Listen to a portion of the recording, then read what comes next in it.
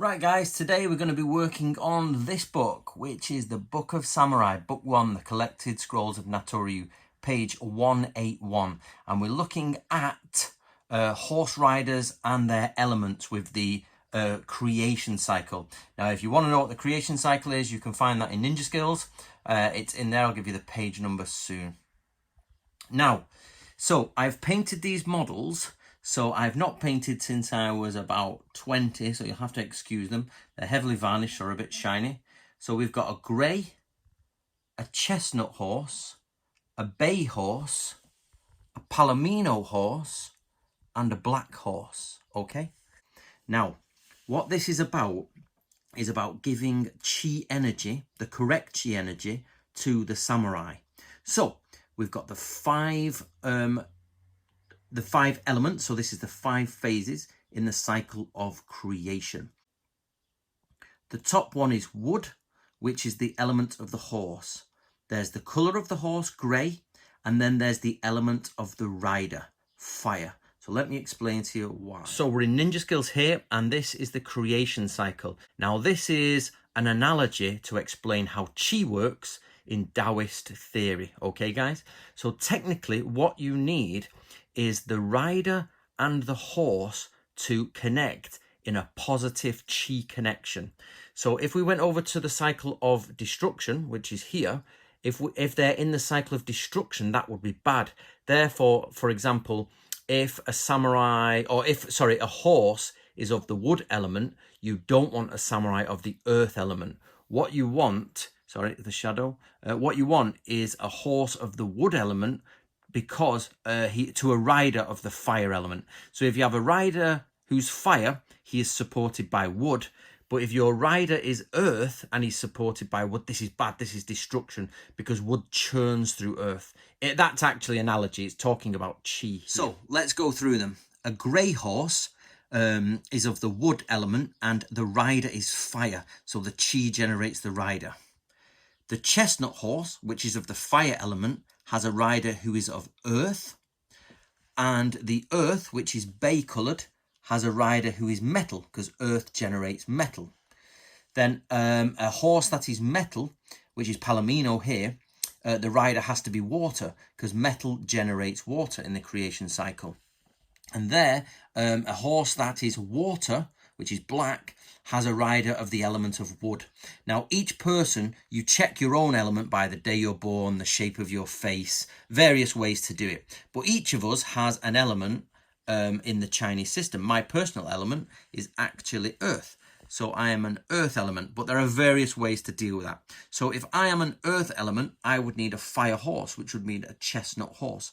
I would need that to make sure I was in sync with the sort of chi of the samurai. So there you go, guys. That is the colours of the different horses with the various chis and creation cycle, showing you that actually samurai warfare is much deeper than when you imagine. Now, this was written in 1670s by a man called Natori Sanjuro Masazumi. However, even then, he is saying this is old. This is very old samurai teachings, and most people don't deal with it anymore. They just buy the horse they like. So what I want to do here is show you a little bit of a curveball I have pushed in for an Americanism. So as we go through the horses, they're all single colours, if you see what I mean. They're all a specific colour. That includes the double dilute, which is a specific colour within horse. However, I want to show you this. As a little bonus extra, I want to show you this.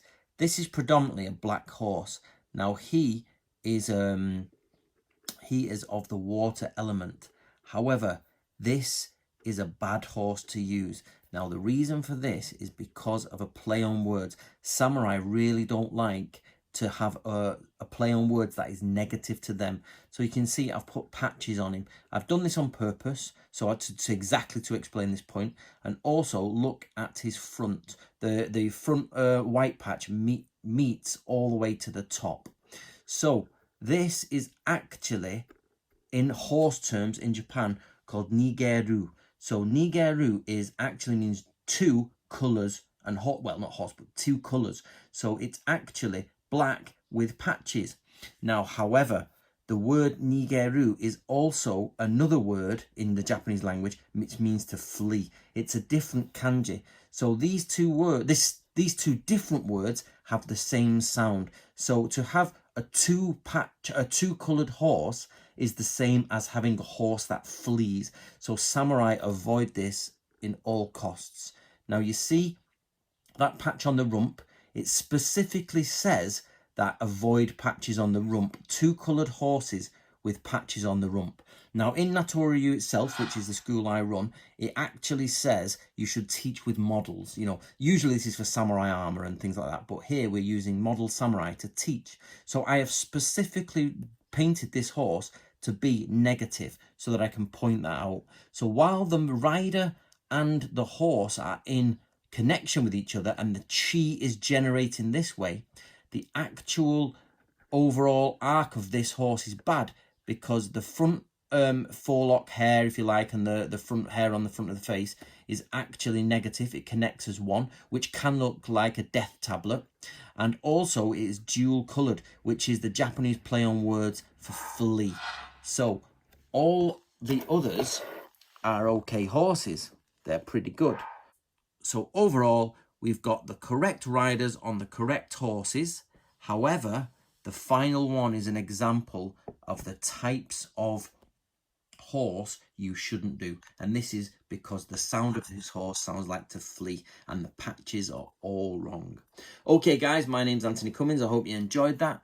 Please do get yourself a copy of Ninja Skills and get yourself a copy of Book of Samurai. They're teaching loads about historical Japanese warfare. So I hope you enjoyed that. See you next time.